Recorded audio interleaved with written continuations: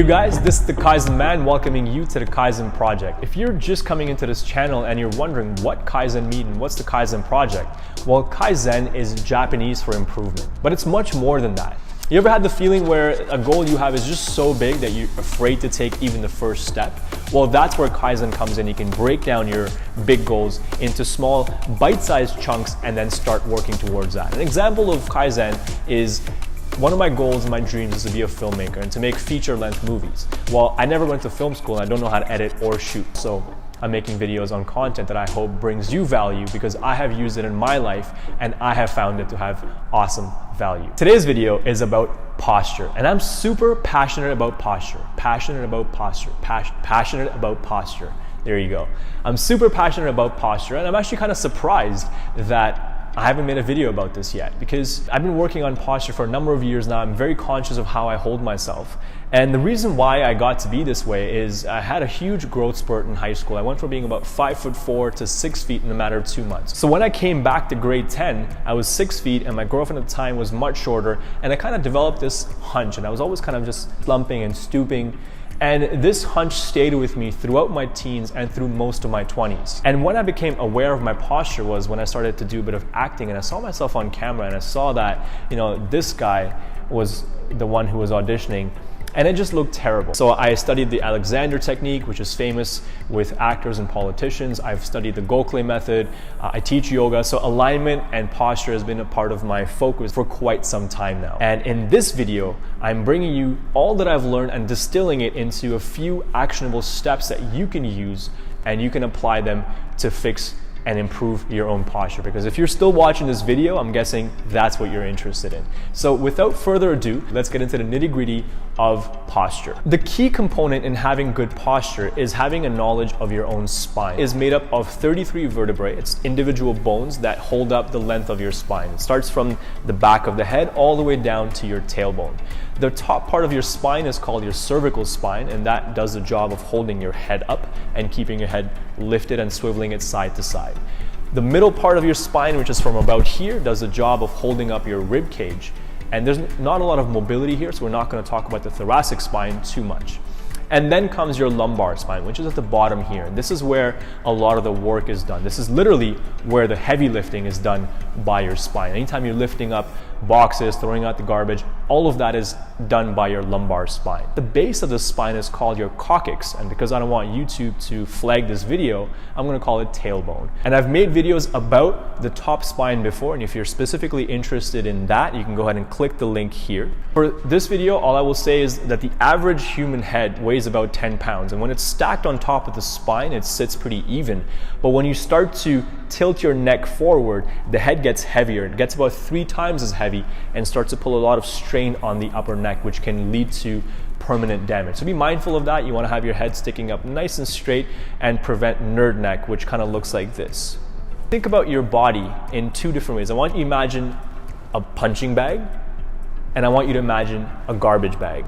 Now, in a punching bag, the leather is nice and taut, and it keeps all the contents inside in one shape, and it holds that shape for a long time. Now, if your core is toned, if your fascia, your muscles are strong, and they're doing the work that they're supposed to, it'll keep your body like a punching bag. On the other side, if you think about a garbage bag where the plastic doesn't have any strength, and as soon as there's weight in the garbage bag, it starts to burst out at the seams, and that's what you see in a lot of people where they don't have the core strength and their internal organs, their belly starts to puff out, and that causes a lot of damage. So the 3 things that I'm going to focus on in this video to fix your posture is alignment, it's lengthening, and strengthening. In alignment, when you're standing, you want your joints to stack.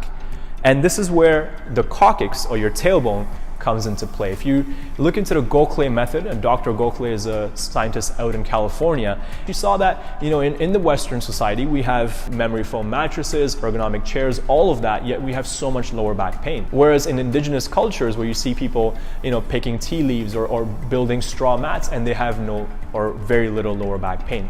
So she went and did a lot of research on this, and she came back with the data that in Western society, where we do a lot of sitting, our cores have gotten weaker, and we spend so much time looking down that our spines, if you look at them in profile, have become more like an S. And it's kind of the top of your spine, and then your lumbar spine, and then it rolls down. And that curving of the spine is not good for alignment. In fact, your vertebrae start to press into each other, which causes lower back pain. Compared with the indigenous cultures where you see the spine is stacked a lot straighter, and that's because their core is engaged and their head is held high and it's not pulling the spine forward, and your core is not pulling the lumbar spine forward. And what you see is just a little curve at the base of the spine, which is where your tailbone rests. And that's called a J spine. And the S spine is what you see in the modern world, where there's a bigger curve. It almost looks like a seahorse. If you want to do a bit more research on that, you can look into the Gokhale Method, but this I found to be super valuable in finding length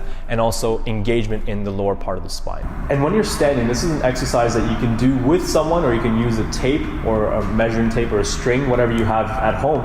And you want to look at yourself in profile, and you want your ear to be on top of the shoulder, and the shoulder to be on top of the hip on top of the knee, and the knee on top of the ankle. And that's when you know that your joints are stacking on top of one another and your body is in proper alignment. So you've got your S spine, you've got your J spine, and you want to be working towards having more of a J spine, but you can't really tell when you're standing, so we're going to work on strengthening the core to get you there. And when you're standing, another thing to think about, this is a little bit more technical, but I'd like you to start to think about that and maybe get it into your muscle memory, is oftentimes a transfer of weight comes from the tailbone down to the legs, but you want your transfer of weight from the upper body down to your legs to happen through the sit bones. And that's an important point to keep in mind as your practice progresses. And the last thing that I want you to think about in terms of having proper alignment is think about that tailbone one more time.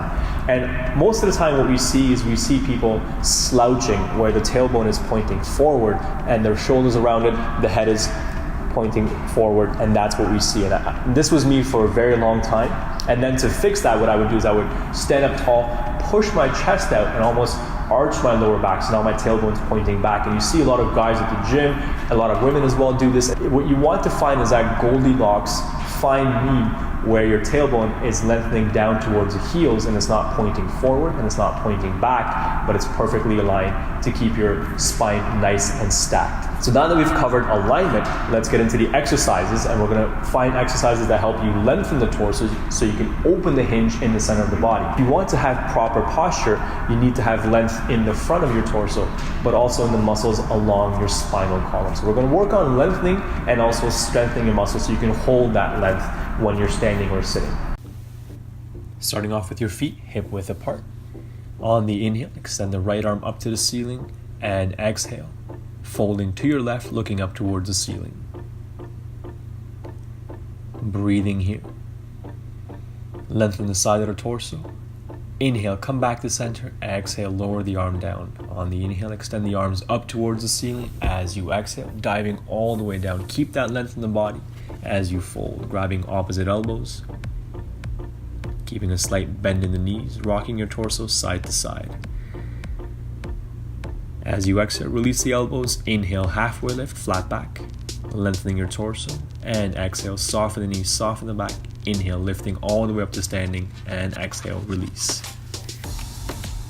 Sitting on your mat, on your shins. Inhale, lengthen, taking your right hand back, left hand on the opposite leg. And exhale, twisting, looking past your right shoulder, breathing here, keeping lots of space in the upper body. From here, plant your right hand down onto the mat, begin to lift the left arm up, twist, and lift the hips up, stretching the front of your torso, finding lots of length, lots of space in the body.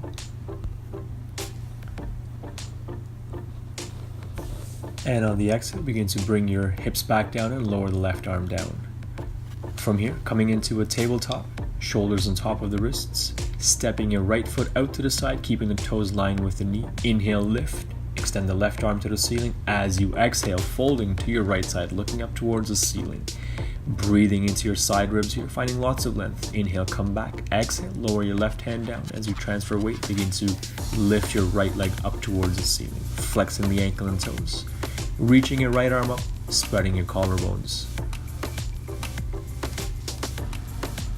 And exhale, lower your right leg down. From here, transition to a side plank. You can stack your feet on top of each other. Keep reaching your right arm up towards the ceiling, spreading your collarbones, stacking your hips, pressing down into the outer edge of your left foot. On the exhale, lower the arm down, coming to a plank. From here, you have the option of keeping it to a full plank or lower down onto your forearms, while keeping your core engaged, and try and pull the elbows and the toes towards the center of your mat. And exhale, lower the knees down, coming back to a tabletop. Curl the toes under. From here, we're going to start to extend alternate leg and arm forward, reaching, and exhale, bring it in. Inhale, reach, exhale, round the back, bring it all in. Inhale, arch your lower back, exhale. So we're strengthening and we're lengthening here with the breath. Exhale, come back into your tabletop. Taking a moment and breathe. And from here, we'll set up for a side plank. As you come on down to your forearm, keeping the elbow underneath the shoulder, stacking your feet on top of each other. If you're feeling strong today, you can lift your right leg up towards the ceiling, stacking your shoulders and your hips.